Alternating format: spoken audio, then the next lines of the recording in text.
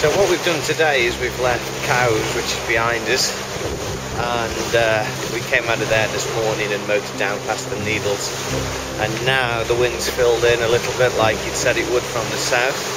So we've got a beautiful reach over to Weymouth.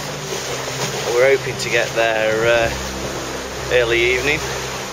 We weren't quite sure whether we'd have as much sun as we've got today, but now that we've got it, we're not going to complain.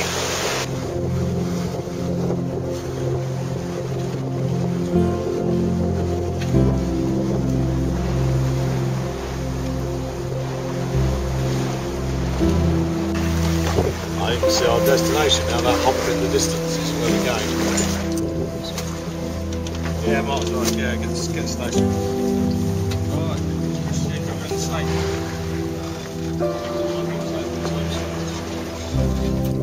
Just past the third one is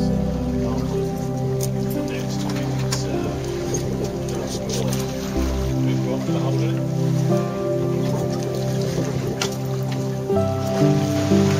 With a bit of luck, after a night tonight in Weymouth, we'll be heading across the channel tomorrow and try and fetch up an Alderney if the winds and the weather gods are kind to us.